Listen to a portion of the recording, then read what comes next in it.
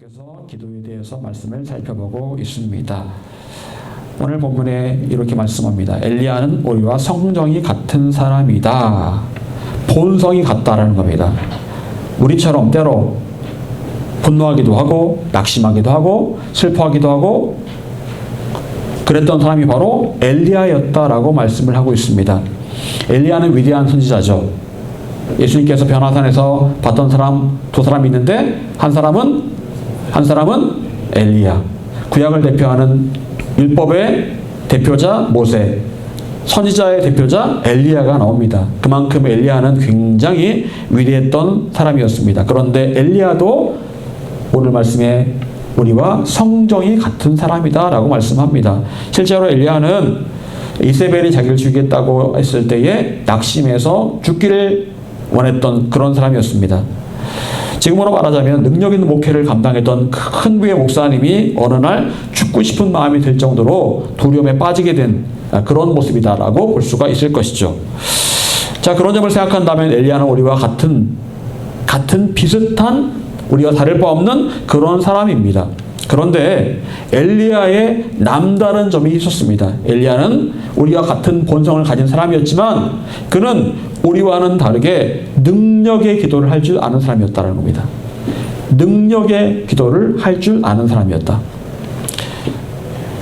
여러분, 엘리야는 아하방 시절에 사역했던 사람이었습니다. 그런데 하나님께서 엘리야를 통해서 그 이스라엘 땅을 심판하기를 원하셨습니다. 그래서 엘리야로 하여금 기도하게 하십니다. 기도하게 하셔서 엘리야가 기도했더니 3년 6개월 동안 비가 내리지 않았다 라고 말씀하고 있습니다. 3년 6개월 동안 단 한 방울의 비도 내리지 않았습니다. 자, 그러다 보니 농사를 지을 수도 없고 먹고 살 게 없다 보니까 사람들은 굉장히 힘들었겠죠.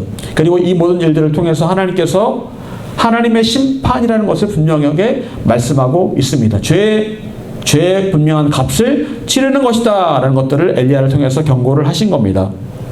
그리고 다시 엘리야가 기도했을 때 3년 6개월 동안 비가 오지 않았던 것들이 다시 비가 오기 시작했다라고 말씀을 하고 있습니다. 그리고 이 모든 일들은 바로 엘리야의 기도를 통해서 이 일이 가능했다라는 겁니다. 여러분, 우리는 계속해서 기도에 대해서 말씀하고 있습니다. 아무리 강조해도 기도는 지나치지 않습니다. 하지만 정작 기도하는 사람은 그렇게 많지 않습니다. 왜 그렇습니까? 기도가 힘이 듭니다. 기도하기 위해서 기도의 자리에 나가는 게 힘이 듭니다. 어색합니다. 부담스럽습니다. 그래서 어떤 분들이 기도를 몇 시간씩 한다는 얘기를 들으면 그거는 저분의 은사지, 나는 그렇게 기도 못해 라고 생각하는 경우가 참 많이 있다는 겁니다. 여러분, 바쁜 현대인들에게 기도는 단지 선택사항일까요? 바쁘면 기도 못하고 시간 남으면 기도하고 시간 남는다고 기도하는 것도 아니잖아요. 차라리 그 시간에 잠을 한숨 더 자지 기도하러 가는 사람은 별로 없습니다. 여러분, 오늘 본문 16절은 이렇게 말씀하고 있습니다. 우리 16절 말씀 같이 읽어보겠습니다. 시작. 너희 죄를 살고 고백하며 병이 낫기를 위하여 서로 이인이 각과는 아멘. 자, 우리가 세상을 살아가면서 우리가 겪게 되는 많은 문제 가운데 하나가 바로 건강의 문제입니다. 바로 그 건강의 문제를 오늘 말씀하고 있습니다. 누구든지 아플 수 있고 누구든지 병원에 갈 수 있습니다. 병원에 다니다 보면 병원에 사람들이 얼마나 많은지 모릅니다. 진짜로. 그리고 그런 걸 볼 때마다 우리를 지으신 하나님께서 나의 질병에 대한 해결책을 만들어 놓지 않으셨을까? 라는 생각을 합니다. 우리를 지으신 하나님께서 분명히 질병에 대한 해결책도 만들어 놓으셨을 것이다 라고 생각합니다. 여러분, 과연 병에 걸린 사람은 어떻게 하나님의 방법으로 치유받을 수 있을까요? 하나님께서 주신 그 질병에 대한 해결책이 무엇일까요? 하나님께서는 바로 오늘 말씀을 통해서 질병을 기도로 고칠 수 있다라고 분명히 말씀하고 있습니다. 특히 질병에 걸린 사람을 위해서 교회에서 사람을 초청해서 그 사람이 와서 기도를 해 주어야 된다고 말씀하고 있습니다. 실제로 질병에 걸린 사람은 기도할 힘이 없습니다. 제가 예전에 너무너무 아파가지고 예배도 예배도 못 드렸을 때가 있잖아요. 그때 너무너무 아프니까 이게 뭐 밤새 잠도 못 자고 그러니까 먹지도 못하죠. 잠도 못 자죠. 정말 기도할 힘이 없더라고요. 그래서 그냥 울고 싶어도 울음도 안 나와요. 너무너무 아프고 힘들고. 그때 우리 사모님이 새벽 예배 갔다 오고 나서 저를 안고 기도해 줬던 그런 기억이 납니다. 울면서 기도해 줬던 기억이 나는데, 그럴 땐 누군가의 기도가 필요합니다. 내가 기도할 힘이 없을 때는 누군가 나를 위해 해줘야 되는 그런 수밖에 없는 그런 상황이 오게 된다라는 거죠. 여러분, 그런데 아픈 사람을 위해 기도하러 갔을 때 어떻게 기도를 해야 될까? 자, 어떻게 기도할 때 하나님께서 역사하심으로 나을 수 있을까? 첫 번째는 죄를 서로 고백하라고 말씀하고 있습니다. 죄를 서로 고백하라. 여러분, 여기서 우리가 깊이 생각해야 될 것은 서로 고백하는 겁니다. 즉, 기도를 받는 사람과 기도를 해주러 온 사람 둘 다 죄를 고백하라는 거예요. 보통은 이 병에 걸린 사람이 죄를 고백을 하겠죠. 왜냐하면 성경에 보게 되면 이 죄 때문에 병이 오는 경우가 있거든요. 그래서 그 죄 때문에 병이 온 사람은 죄를 회개를 해야 됩니다. 보통은 그럴 겁니다. 자, 그런데 오늘 말씀해 보게 되면 그 사람을 위해서 기도하러 온 사람도 함께 죄를 고백하라고 말씀하고 있습니다. 여러분, 왜 그럴까요? 그 이유에 대해서 다음 구절에서 이렇게 말씀합니다. 의인의 간구는 역사하는 힘이 큼이니라. 의인의 간구는 역사하는 힘이 큼이니라. 여러분, 하나님께서 특별히 잘 들으시는 간구는 어떤 간구일까요? 그 간구, 그 기도 자체가 어떻게 기도하느냐가 중요한 게 아닙니다. 간구하는 사람이 어떤 사람이느냐가 중요하다는 거예요. 누가 기도하느냐가 중요한 겁니다. 내가 어떻게 기도하느냐, 손을 들고 기도하느냐, 금식하며 기도하느냐, 3시간, 4시간 기도하느냐, 이게 중요하다기보다는 그 기도를 하는 사람이 어떤 사람이냐가 중요하다는 거예요. 기도하는 사람이 어떻게 준비되었느냐가 바로 기도응답의 중요한 척도가 된다는 겁니다. 여러분, 그리고 의인의 간구는 역사하는 힘이 크다라고 말씀하면서 그 다음 구절에 바로 말합니다. 엘리야의 얘기를 바로 말합니다. 여러분, 엘리야는 기도했더니 3년 6개월 동안 비가 오지 않았고 다시 기도했더니 비가 왔다라고 했습니다. 여러분, 엘리야의 기도가 특별했을까요? 엘리야가 손을 들고 주여! 3번씩 외치면서 기도했기 때문에 기도가 응답됐을까요? 여러분, 엘리야에게 특별한 기도 비법이 있었던 겁니까? 만약 그렇다면 성경에 엘리야의 기도에 특별한 비법을 말했을 겁니다. 그런데 엘리야가 어떻게 기도했는지 딱 한 구절 나옵니다. 바로 무릎 사이에 얼굴을 넣고 기도했다. 여러분, 가능합니까? 엘리야가 평소에 밥을 정말 안 먹었나 봐요. 이 배가 없었나 봐요. 그러니까 무릎 사이에 이 얼굴을 넣고 기도를 하죠. 전혀 배가 안 나온 사람이다라는 것들을 충분히 알 수가 있는데, 어쨌거나 엘리야가 그렇게 하나님 앞에 기도했다라고 나옵니다. 여러분, 그렇다면 그렇게 기도한다고 다 응답이 되는 걸까요? 여러분, 엘리야의 기도법이 특별했다가 아니고 그 엘리야가 어떻게, 어떤 마음으로, 어떤 사람으로 하나님 앞에 서서 기도했느냐가 중요하다는 겁니다. 기도의 방법론이 중요한 게 아니에요. 여러분, 정말 중요한 것은 기도하는 사람이 어떤 사람인가가 중요한 겁니다. 엘리야의 기도가 능력 위에 기도했던 이유는 기도 그 자체가 아닌 엘리야가 어떤 사람이었느냐였다라는 거예요. 엘리야는 하나님께서 보실 때 의인이었다라는 겁니다. 의인의 간구는 역사하는 힘이 크다라고 말하면서 바로 그 다음 구절에 엘리야에 대해서 이야기합니다. 즉, 엘리야가 하나님께서 보실 때 의인이었다라는 거예요. 그래서 하나님께서 엘리야의 기도를 들어주셨다라는 겁니다. 여러분, 의인은 어떤 사람일까요?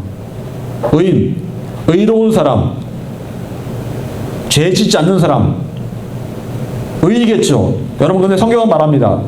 의인은 없나니 하나도 없다라고 말하고 있어요. 세상에 의인은 하나도 없다라고 말씀하고 있습니다. 즉, 죄 짓지 않고 사는 사람은 아무도 없다라는 거예요. 그런데 어떻게 우리가 하나님 앞에 의인으로서 기도할 수 있겠습니까? 여러분, 의인은 죄를 짓지 않는 사람이지만 또한 동시에 죄를 지었다 할지라도 그 죄에서 깨끗함을 받고 하나님께 용서받은 사람이 바로 의인이에요. 의인은 죄 짓지 않고 의롭게만 사는 사람이 아닙니다. 그런 사람은 이 세상에 없습니다. 엘리야도 우리와 같은 본성을 가진 사람이었습니다. 때로 죄를 지을 수 있었던 사람이었다는 겁니다. 연약한 사람이었어요. 죽고 싶어 했던 사람이었습니다. 낙심한 나머지. 여러분, 그런데 엘리야는 하나님 앞에 의인으로 인정받기 위해서 노력했던 사람이었습니다. 엘리야는 자신의 죄를 짓더라도 하나님 앞에 고백하며 회개할 줄 아는 사람이었다라는 거예요. 당시 사람들이 죄를 짓는 일에 몰두할 때 분명히 엘리야는 달랐습니다. 엘리야는 의인으로 살기 위해 최선을 다했고 죄를 지었을 때 그 죄를 하나님 앞에 회개함으로 의인으로 인정받았던 사람이었습니다. 여러분, 우리가 의인으로 인정받는 상태에서 기도하는 것, 이것은 기도응답의 중요한 원리입니다. 이 말은 무슨 말입니까? 죄를 짓더라도 먼저 그 자기의 죄에 대해서 철저하게 회개하고 난 다음에 기도하라는 겁니다. 그러면 그 기도가 훨씬 더 잘 응답이 된다라는 거예요. 죄를 가진 상태로 내 마음이 불편하고 죄가 있는 상태로 기도하지 말라는 겁니다. 예수께서 뭐라고 말씀하십니까? 예배를 드리기 전에 혹시라도 형제와 다툰 일이 있으면 화해를 하고 와서 예배 드리라라고 말씀합니다. 왜요? 다투고 분노하고 미워하는 마음으로 예배 드리면 하나님께 그 예배를 받지 않으시기 때문에 그런 거예요. 먼저 사람과의 관계에 문제가 있으면 그 문제를 해결하고 난 다음에 와서 그 문제를 해결하고 또 죄가 있다면 죄를 회개하고 난 다음에 하나님께 예배를 드려야 된다는 거예요.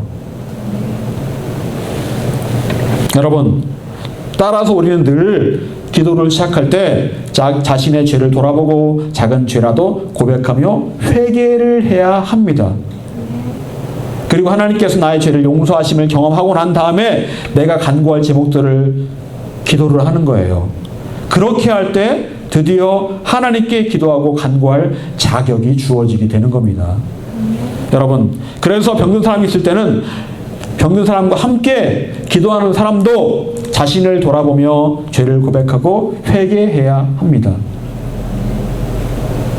그 다음에 병이 낫기를 위해서 함께 기도할 수 있는 거예요. 함께 죄를 고백하고 함께 죄를 고백하고 나서 합심 기도하면 그 기도는 역사하는 힘이 크다라고 분명히 말씀하고 있습니다. 여러분, 예전에 제가 청소년 사역을 할 때 수련회 가서 아이들을 위해서 기도를 하면 어떤 아이들은 아무 생각 없이 기도를 받는 친구들이 있습니다. 안수 기도를 해주면 아무 생각 없이 그냥 기도를 받는 친구들이 있어요. 기도도 안 하고 그냥 멀뚱멀뚱 눈을 뜨는 사람도 있고 눈을 뜨고 쳐다보는 아이도 있고 그냥 가만히 기도 안 하고 그냥 그런 아이들도 있어요. 그런 애들은 100% 은혜를 못 받습니다. 저만 죽으라고 기도하고 힘만 빠져요, 그냥. 근데 어떤 친구들은 제가 기도해 줄 때 정말 열심히 같이 기도하는 친구들이 있습니다. 그런 친구들은 반드시 은혜를 받더라고요. 준비가 안 된 사람들, 기도할 마음이 없는 사람들한테 가서는 기도를 한들 저만 힘이 빠지는 거예요. 여러분, 합심해서 기도할 때 역사가 나타납니다. 여러분, 그리고 우리는 오늘 이 본문 말씀을 또한 자세히 살펴볼 필요가 있습니다. 오늘 본문에 간구라는 말이 나옵니다. 간구. 여러분, 간구라는 말은 무슨 말입니까? 원하고 바라고 간청하고 탄원하는 걸 말하는 겁니다. 원하고 바라고 간청하고 탄원하는 것. 이거 정말 원합니다. 이거 정말 하나님 원합니다라고 간청하는 걸 바로 간구라고 말합니다. 병든 자를 위해서 간구하라고 말씀하고 있어요. 간절하게 이 병든 자의 질병이 낫기를 위해서 간절하게 구하라고 말씀하고 있습니다. 여러분, 그런데 하나님께 우리가 간절하게 구한다라는 게 쉽습니까? 쉬운 일이 아닙니다. 거의 불가능에 가까운 것들을 얻어내기 위해서 우리가 간절하게 구한다라는 것, 이건 쉬운 게 아닙니다. 이건 거의 불가능해요. 그런데 내가 그걸 얻기 위해서 정말 간절하게 구한다라는 것. 이게 쉽지가 않습니다. 예를 들어서 암에 걸렸는데 병원에서는 암 사기니까 이제 가망 없습니다. 3개월 삽니다라고 말합니다. 그때 하나님 앞에 나와서 기도하는데 하나님 고쳐주세요. 고쳐주세요라고 그렇게 기도할 때 과연 그 암에서 하나님께 기도함으로 낫는다라는 게 쉬운 일일까요? 정말 정말 힘든 일일 겁니다. 성경을 보게 되면 히스기야 왕의 이야기가 나옵니다. 히스기야 왕이 어느 날 병에 걸립니다. 죽을 병입니다. 그래서 선지자가 찾아와서 히스기야에게 당신 곧 죽습니다. 죽을 준비를 하세요라고 말합니다. 여러분, 예를 들어서 일주일 뒤에, 2주일 뒤에 죽습니다라고 말하면 여러분 어떻겠습니까? 당신 2주일 뒤에 죽습니다. 저희 어머니가 병원에 암 이제 말기가 돼가지고 입원을 하셨는데 의사가 딱 그러더라고요. 2주 남았습니다. 2주 뒤에 죽습니다라고 말하더라고요. 실제로 2주 뒤에 돌아가셨어요.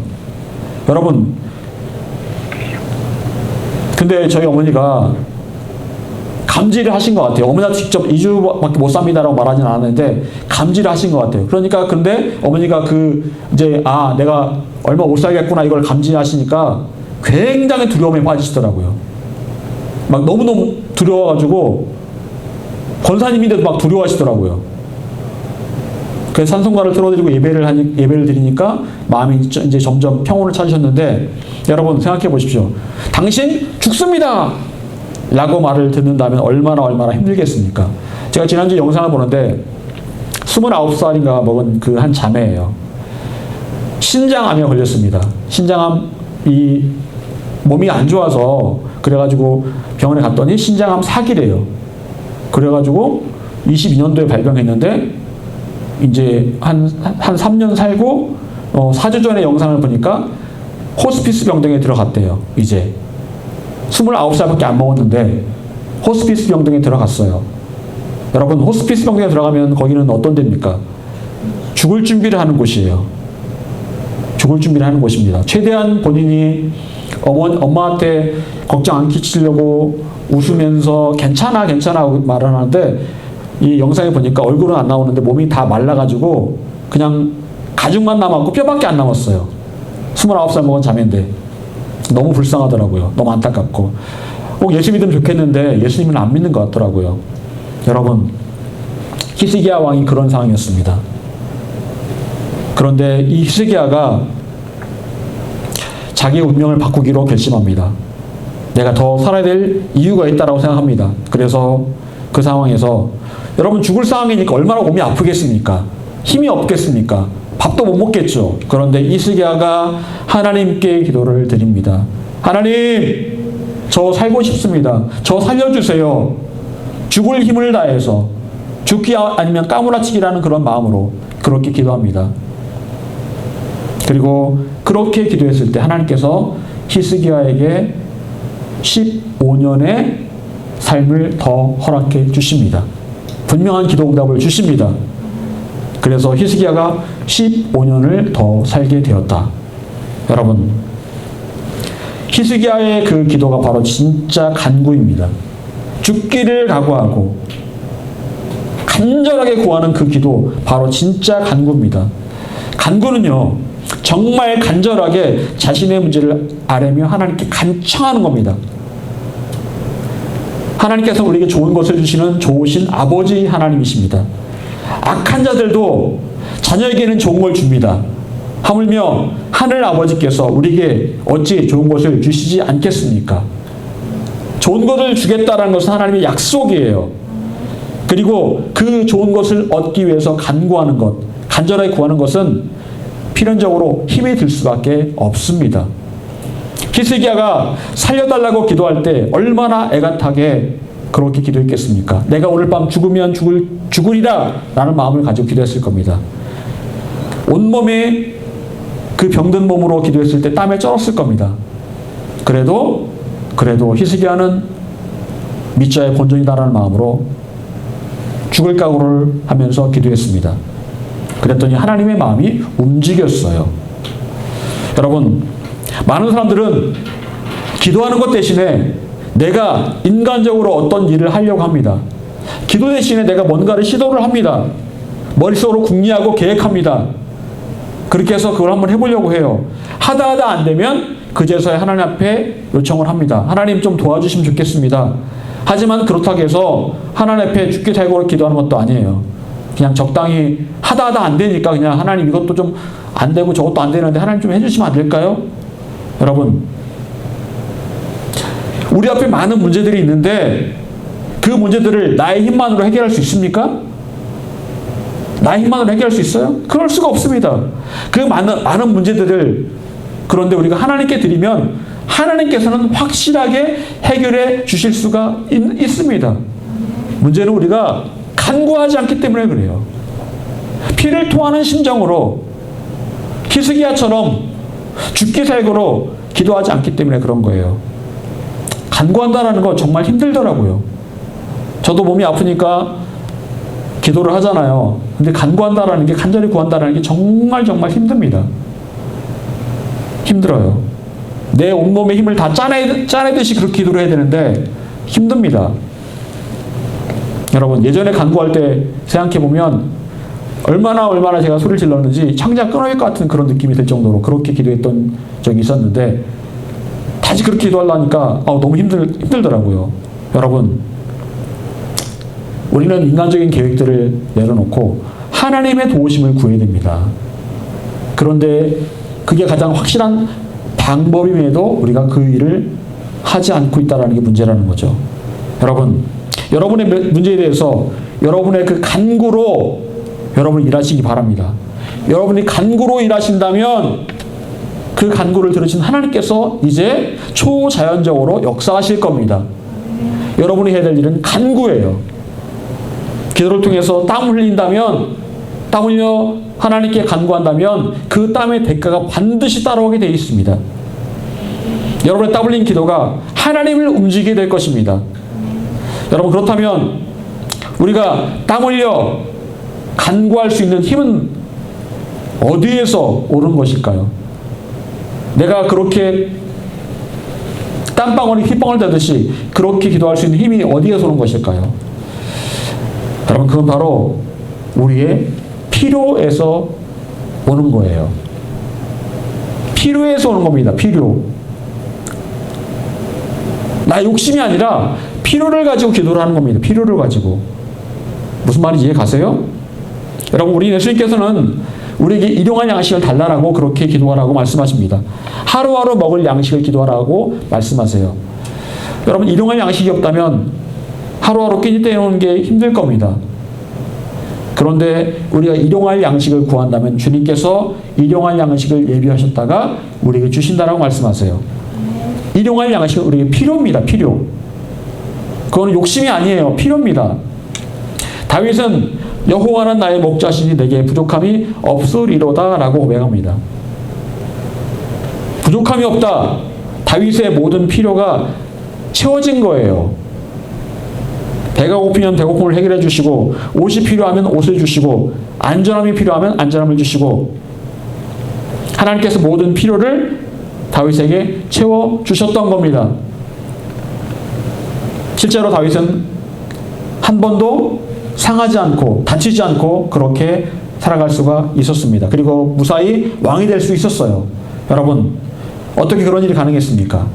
그것은 바로 다윗이 늘 자기의 필요를 하나님께 올려드리면서 하나님과 채워주세요, 채워주세요 라고 간구했기 때문에 그런 거예요.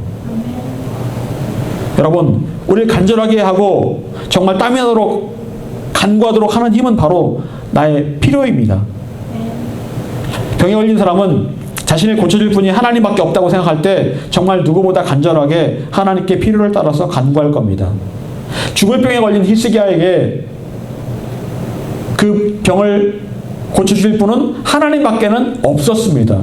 그래서 히스기야는 필요를 따라서 하나님께 간구했던 거예요. 그랬더니 하나님께서 그 필요를 따라서 히스기야의 그 질병을 고쳐주셨다라는 거죠. 여러분, 실제로 예전에 수련회 가서 은혜 받았던 사람들은 하나님께서 은혜를 주시지 않으면 절대로 안 된다는 결단을 하면서 자신의 필요를 채워달라고 기도를 했습니다. 그렇게 자기의 필요를 채워달라고 기도했던 사람들이 결국 은혜를 받더라고요. 욕심을 따라 구하는 것이 아니라 필요를 따라 구할 때, 간절하게 간구할 때 그 간구가 힘이 있다라는 겁니다. 여러분, 우리 성경에 나오는 야곱에 대해서 어떤 생각이 드십니까? 야곱, 욕심이 많다. 남의 것을 속여서라도 취하는 자이다. 실제로 야곱은 그런 사람이었습니다. 욕심 많고, 그리고 때로 남의 것을 거짓말로라기보다는 술수를 써서 취하는 그런 사람이었습니다. 그럼에도 야곱이 믿음의 족장으로 세워질 수 있었던 이유는 무엇입니까? 그 이유는 딱 한 가지입니다. 야곱은 하나님을 향한 열심이 특심했다라는 겁니다. 열정이 있었다라는 거예요, 야곱은요. 야곱은 인간적인 욕심도 있었지만 하나님을 향한 열심도 대단했던 사람이었습니다. 천사와 씨름을 하면서 천사가 자기를 축복해주지 않으면 절대로 놓아주지 않겠다라고 그렇게 말합니다. 그래서 천사가 어쩔 수 없이 야곱의 환도뼈를 칩니다.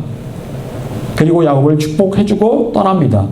그 정도로 야곱은 열정이 있던 사람이었어요. 포기하지 않는 사람이었습니다. 그것이 바로 야곱의 강점이었다라는 거죠. 여러분, 우리에게는 정말 필요한 것들이 많이 있습니다. 나의 자녀의 구원의 문제, 질병의 문제, 우리 교회 부흥의 문제, 나의 삶의 재정의 문제들, 많은 필요들이 있습니다. 그리고 그 모든 문제들은 우리가 해결받아야 될 문제들이에요. 그런데 그 문제들은 오직 하나님만이 해결하실 수가 있습니다. 여러분, 여러분의 필요를 두고 하나님께 간절하게 구하시기 바랍니다. 사랑하는 여러분, 저를 비롯한 우리 모두 이제 새롭게 기도할 수 있어야 합니다. 여러분, 우리의 기도의 패러다임이 바뀌어야 돼요. 하나님께서 해주시면 감사하고 안 되면 말고 그런 식의 기도는 하나님께서 듣지 않으십니다. 정말 하나님께 나의 필요를 채워주시도록 간절하게 구할 때 하나님께서 나의 간구를 들어주십니다. 그리고 무엇보다 기도하기 전에 먼저 나의 죄를 하나님께 고백하며 회개하고 죄의 문제를 해결할 수 있어야 합니다. 먼저 의인이 되시기 바랍니다. 죄를 회개함으로 의인이 되세요. 그럴 때 여러분의 기도가 응답이 될 것입니다. 사랑하는 여러분, 우리는 엘리야 같은 능력 있는 기도의 사람이 되어야 합니다. 엘리야는 우리와 같은 사람이었습니다. 성정이 같은 사람이었어요. 하지만 그는 우리와는 다르게 능력의 기도를 할 줄 아는 사람이었습니다. 여러분, 우리도 엘리야 같이 하나님의 마음을 움직일 수 있습니다. 어떻게요? 하나님 앞에 의인으로 인정받으시기를 바랍니다. 먼저 회개함으로 의인으로 인정받고 나서 하나님께 간구하시기를 바랍니다. 여러분의 필요를 따라서 간절하게 구할 때 그 간구는 반드시 하늘나라에 상달될 것이고 응답이 될 것입니다. 바라기는 우리 모두가 엘리야 같은 능력의 기도의 사람 될 수 있기를 간절히 축원합니다. 기도하겠습니다.